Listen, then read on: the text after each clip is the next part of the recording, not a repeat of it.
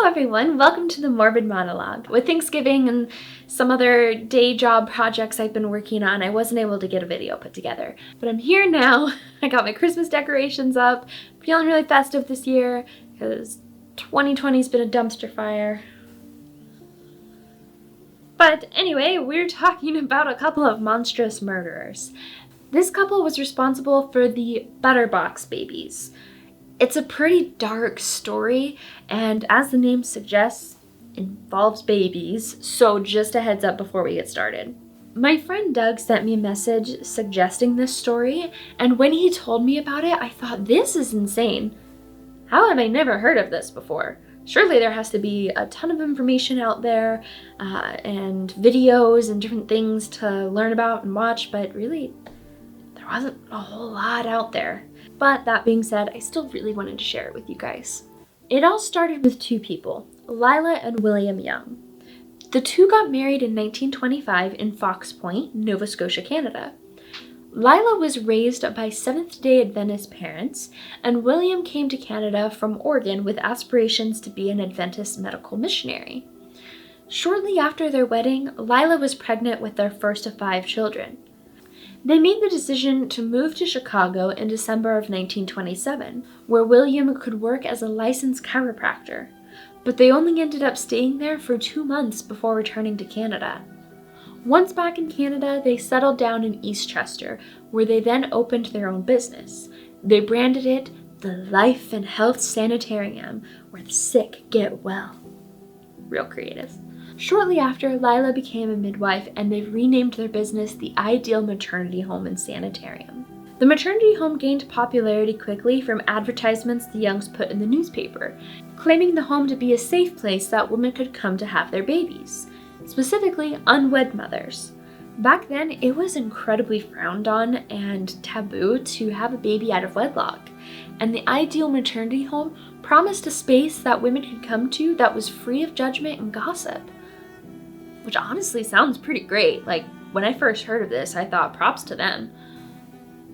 But, there's always a but.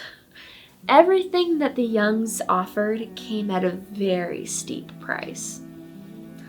Unwed mothers would be charged more than married women and would be forced to pay between $100 and $200 in advance for room and board, delivery of the baby, and arrangements for adoption, plus another $12 for diapers and supplies, and a $2 weekly maintenance fee for housing infants between delivery and adoption.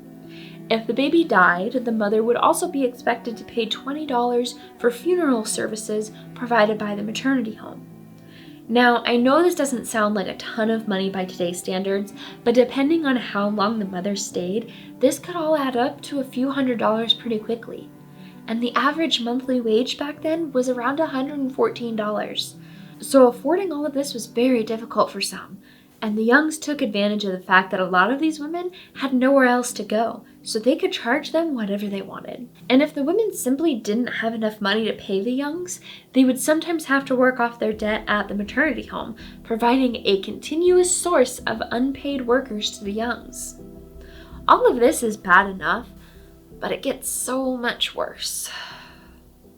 Lila and William made a large portion of their money from adoption fees, and let's just call it what it is, selling babies. The Youngs would charge an average of $800 to $1,000 per infant in the 1930s, and as much as $5,000 per infant in the 1940s.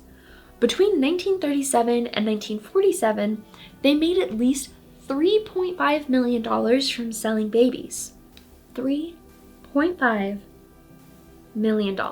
There was a standard charge of $300 to board a baby for the rest of its natural life, and babies they deemed adoptable would be most commonly sold to wealthy Americans, and sadly the infants that the Youngs felt wouldn't be adoptable, either because they had darker skin or physical defects, were starved to death by being fed only water and molasses. The babies were placed in makeshift coffins that were actually grocery store crates used for dairy products, thus the term Butterbox Babies, and then buried. The handyman working for the home later admitted to burying between 100 and 125 babies for the Youngs in a field owned by Lila's parents in Fox Point. And this is just so horrible, and I really don't understand, why did they have to kill them? If people were willing to spend as much as $5,000 to adopt a baby, surely they could have found a family for every baby. And if the mother changed her mind and wanted her baby back, she would be forced to pay as much as $10,000 to do so.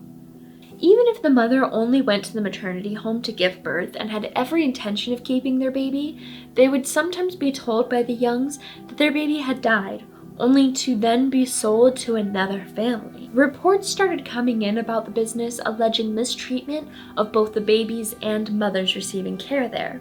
In one instance, a woman and her baby died due to a lack of care after giving birth. The Youngs didn't have antibiotics on hand to treat the woman's infection and only tried to pray for her recovery.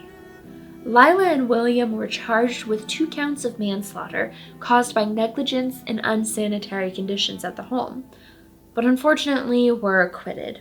The police did keep a closer eye on them after the incident though, and the fact that the maternity home had a mortality rate of 8.1%, with the Nova Scotia average being only 3.1%, certainly raised some questions as well.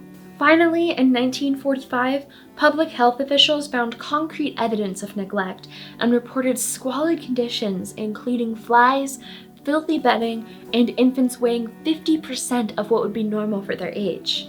The Ideal Maternity Home was ordered to shut down, but the Youngs continued to operate without a license while they awaited their appeal in court.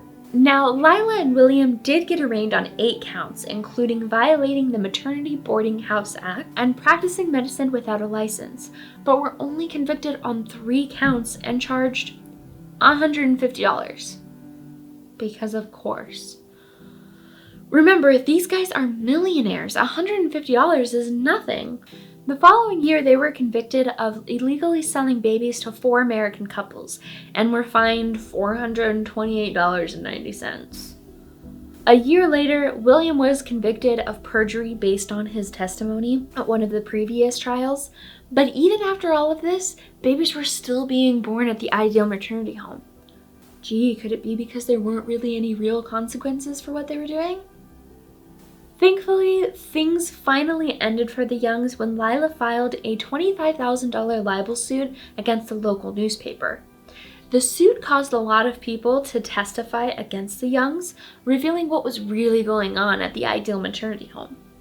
Jurors dismissed her suit, and the home was finally closed. The Youngs went bankrupt and were in debt, and they sold the property and moved to Quebec. The building eventually burned down in 1962. Later in life, William died of cancer and Lila died of leukemia. Now, I'm glad that the business eventually got shut down. They lost everything and moved away, but I feel like there wasn't enough justice here. As many as 125 babies were murdered at the hands of Lila and William. Why were they never convicted of murder? And then there were the babies that were stolen from their mothers to be sold to other families.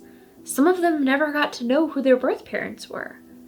There's actually a group called the Ideal Maternity Home Survivors that works to help identify the parents of the babies sold. I'll put a link in the description below to the website. It's really heartbreaking to read the individual stories, but there are a lot of people that did eventually get reunited, so there's some happy ending. This whole story just makes me so angry and sad. Like, I just can't comprehend the evil that it takes to do this. It just seems like it was purely for profit and no regard for human life whatsoever. And just what the mothers and babies went through is just horrible. But I would like to hear what you guys think about this story, and let me know if there's other morbid content you'd like to hear about next. If you liked this video, don't forget to like and subscribe so you know when my next video is up. Thanks for watching. Goodbye.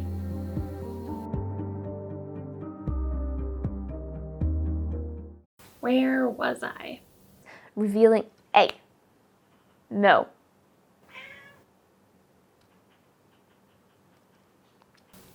Okay, alright, you can do this. I believe in you. Sneasel, why do you have to poop right now?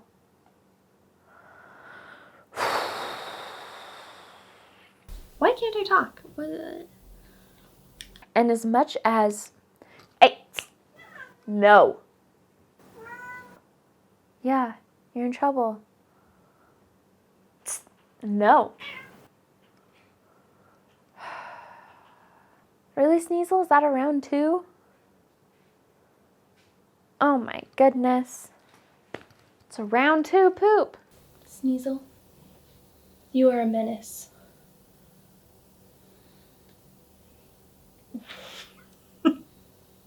Okay, fine.